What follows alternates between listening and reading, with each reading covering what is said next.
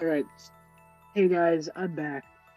This is Eric, the Big Fishmonger, and welcome to another episode of the Lounge Pokemon Draft League Season 1 Battle Breakdown, a series where we briefly dissect and discuss the battles from each week, featuring and pointing out any highlights, upsets, or major plays made during those games. I just got off work, I'm tired, but I'm gonna try to knock one of these videos out real quick, so let's see how that goes. Today I have a very special game to show you guys. It's between, Kyle from Team Latif and myself, the Big Fishmonger. I'm not usually a fan of breaking down a game I was directly involved in. I feel like, um, I don't want to be biased with my analysis at all, but I'll do my best to break this down from as neutral of a perspective as possible to give you guys the best experience as possible. So, starting off turn one, we've got a pretty typical lead from both players. Um, these past couple games, I've been known to lead Pincurchin. Generally going for the same setup electric terrain, maybe set up some entry hazards. And from Kyle's previous games, he's been known to go for his Gardevoir.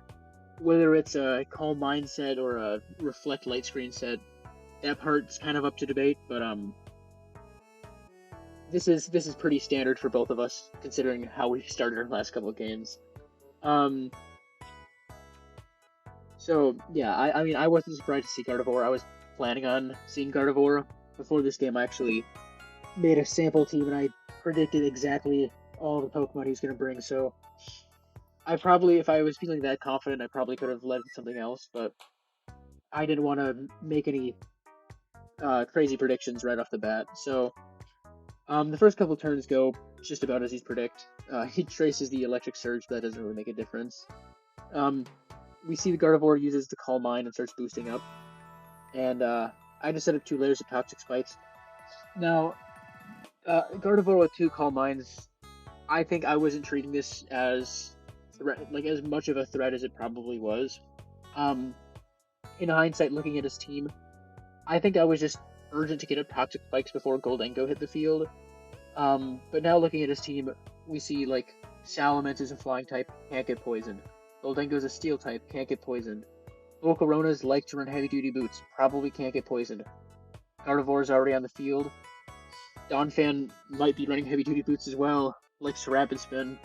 So really, I could have maybe gone for 1 layer of spikes, but spending 2 turns setting up double toxic spikes and letting him just boost in my face probably wasn't the best play.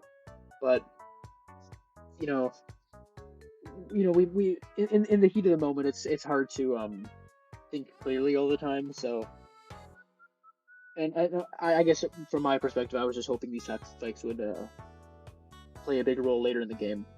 So, anyways, Gardevoir, boosted special attack. It's pretty scary, and I don't want to lose Pincurchin quite yet. Having access to Electric Terrain is very useful, especially for later in the game. My team really appreciates that.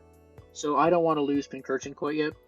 So thinking Gardevoir might try to use one of its stab moves, either Psychic or Fairy, I decide to switch out to Corviknight.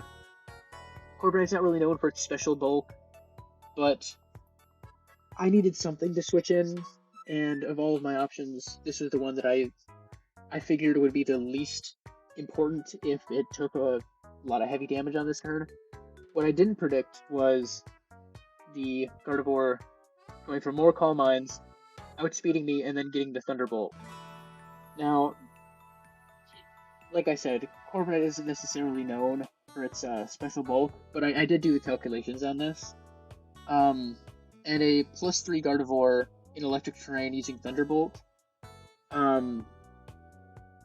with a max special attack EV, but it doesn't even need a special attack boosting nature, and it's still a guaranteed 1-hit knockout versus a max special defense Corviknight with even with Assault Vest. Well, yeah, so Corviknight was kind of screwed in this situation. I didn't really predict him having the Thunderbolt. Without my own electric terrain, I actually would have had a chance at living this if I was fully invested in special defense. But Corviknights usually go for defense anyways, so Um, ultimately, Corviknight didn't really get to play much of a role in this game, which is unfortunate. So I need something to deal with this Gardevoir. Um, I don't want to end up on the fastest game ever list, so I sent in my Gengar, which has been shown to be a bit of a wild card in most of my games. And thankfully, because it's a bit faster than Gardevoir here, this allows me to use a relatively uncommon move. You don't, especially in Orange Draft League, you don't see this thrown around that often. But I go for the Haze. So Haze resets the stat changes here. It makes this Gardevoir far less of a threat. And I feel like what Kyle was probably predicting here was my my other classic Gengar strategy, which is the Destiny Bond. So he probably thought I was gonna Destiny Bond right here, to try to take us both down at the same time. So he kind of wasted this turn and goes for a Wish, even though he's already at full health. And then I spend this turn switching in my Slowbro, because Slowbro is the only thing left on my team that I feel can confidently stand up to the powerful psychic attacks of Gardevoir. Maybe Magnezone could do that too, but I felt like Magnezone was going to be important later on in this game, so I didn't want to lose it quite yet in case Gardevoir might have had Mystical Fire or something to deal with it. So these next couple turns are kind of interesting. So Gardevoir starts boosting, goes for Thunderbolt. I take 53%, get a Calm Mind up. Now, so at this time, I wasn't exactly sure, what set the Gardevoir was running here. So yeah, so the Thunderbolt doing 53% here was kind of a bit less than you'd be expecting to see. So that kind of told me that this Gardevoir probably wasn't invested in this special attack at all. But I wasn't exactly sure if I could capitalize that safely. So for this next turn, just to make sure that I survive, I do go for the Terra Fairy. Terra Fairy doesn't resist electric, but it does let me at least survive without taking super effective damage, which in the long run will make me bulkier versus the Thunderbolts at least. So the next couple turns are kind of boring. I think we've all seen this happen a million times before, but it's the Calm Mind Wars, and we're just taking turns trying to get as beefy as possible. I'll just let this play out.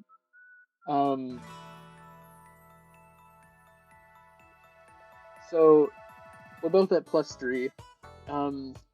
I honestly was kind of thinking that Kyle was going to just buff up to +4, but I think he was probably doing some calculations here, and maybe saw an opportunity to go on the offensive. So usually in these situations we'd be in it for a pretty long game. Slowbro is not usually known for its special defense. It's more of a defensive Pokemon, but when you invest in that HP into special defense, and you're using Calm Mind, this thing just becomes an impenetrable wall, and Gardevoir becomes much of the same with stacked Calm Minds. So I feel like our audience is probably expecting this game to last a while. But Kyle got extremely lucky on this next turn, and got a critical hit stored power. A base 140 power stab move, getting a critical hit on the most crucial, important turn it could have possibly gotten a critical hit. Mind you, in Generation 9, crits only have about a 4% chance of happening in the first place. So it's hard to explain just how lucky this was to happen at this time. For those of you at home who don't know this, critical hits boost damage by about 50% and ignore any defense boosts. So in reality, there was no possible way for Slowbro to have survived that hit. But I did do some calculations in the off chance that it wasn't a critical hit, which is far more likely. And I assuming the best, if this was a Gardevoir with maxed special attack stats, max special attack nature, and all of these buffs, its stored power would at most still only be doing around 60% here. But if we're assuming that the Gardevoir, like my suspicions from its previous moves, kind of showed, if it's not invested in special attack at all, then at most, stored power would only be doing about 45% here. So, realistically, we would have been, we would have had a bit of a battle of attrition, seeing who could last the longest. But Kyle kind of skipped the middle, skipped the middle part and just got the crit right off the bat. And I'm down 2 Pokemon. So I send in my Gengar because, again, it's the only thing I have that could possibly deal with this Gardevoir. Now, Kyle was probably thinking I was going to go for Haze again, you know, because I just showed that I was willing to go for Haze and not Destiny Bond. So obviously, you know, I'm in his head. I go for Destiny Bond. He goes for the attack, knocks us both out. So I got rid of his Gardevoir, but now it's a 3v5. So, I mean, who's the real winner here? So far, definitely Kyle. He knocked out 3 very important members of my team. Pincurchin's basically dead weight too, so I'm in a bit of a pinch. Speaking of pinch, here comes Pincurchin. Sorry. Anyways, so Pincurchin, as usual, it just exists here to get up the electric terrain, and you know, doing some more calculations here, we see Salamence hit me with the Earthquake, do 94%. Now, assuming this is a, you know, fully attack invested Salamence, using Earthquake against a fully defensive Pincurchin, that is the only way for Pincurchin to have survived here. But in this situation where it's max defense, max HP, Pincurchin would still only have about a 12% chance to get one hit, not KO'd here. So I will admit, this was the only time in the game where I got lucky. I mean, that crit was super huge for Kyle. This was, I guess, my one opportunity of good luck. A 12% chance to, well, actually, I had a 90% chance to not die here, so I guess you can call that good luck. But either way, that lets me get off a Memento, which makes his Salamence far less threatening, and gives me a crucial opportunity to get my heavy hitter on the field, and maybe try to make a comeback. Salamence might have Earthquake, but with that dropped attack stat, I feel far less threatened at this moment. So, from my perspective, it's just time to let Iron Hands do its thing. So, not wanting to let his Salamence just get walloped, he sends in the Rabsca, the first thing in this whole game that actually gets toxic poisoned. So you can really tell those toxic mechs are doing work here. So I was kind of hoping he'd stay in, because I didn't really know what else he would do. Because he has a full team here. I thought he was just going to try to get as much damage in as he could before eventually using Rabsca to just like revive his own team. But I guess he didn't want to play. I guess I was thinking he'd play a little bit greedier here. So, anyways, he uses the Rabsca, and then he does something kind of interesting. I wasn't exactly expecting him to go for this. I was expecting an attack here, but instead, so I use the Swords Dance because I anticipate that I'm going to need as much damage as possible, and Iron Hands and Electric Terrain with a Swords Dance. I mean, it's amazing how strong this Pokemon is. There's a reason I drafted Iron Hands. This is why I'm playing. This is why I play the game. So, but anyways, yeah, like I said, his Rabsca goes for something kind of interesting here, going for the Psychic Terrain and resetting the terrain conditions, which, you know, not a huge drop to my attack stat, but it does take away the 1.3 times multiplier that I got from the electric terrain, and any boosts to my electric type attacks. So I don't know if he was hoping to maybe take advantage of Psychic Terrain for the, like, boost to his Psychic type attack, but it did work out pretty well in terms of kind of crippling my Iron Hands indirectly. But thanks to my Swords Dance, Ice Punch is able to knock out Rabsca here, and then Volcarona comes in. Volcarona, if we've known anything from Kyle's previous games, it's usually the star of the show. This thing with this Quiver Dance is terrifying. So I just want to take this thing out as fast as I can. So it goes for a Will-O-Wisp here, and again, this was probably, I would say this was pretty lucky for me, but you'll see anyways. So he goes for Will-O-Wisp and misses. So I'm thinking in this moment, I'm thinking, yes, I have a chance, I can do this. I get the Thunder Punch, 72% with Electric Terrain. That totally would have knocked Volcarona out. I would have, this would have been a huge turn. So getting the Electric Terrain removed, honestly was pretty huge. In hindsight, but I don't think I was really thinking about it much at the time. But so yeah, missing that Will-O-Wisp, that was pretty important. Until Flame Body kicks in, that's a 30% chance. So it felt like fate was frowning on me today, and no matter what I tried to do, things just would not work out in my favor. So burn halves your attack, Swords Dance doubles your attack. I'm basically back to square one. Iron Hands is still really strong. Insanely strong. But without significant boosts, like I had before, there's no way it can smash through 4 more Pokemon. So, at least on its own. But,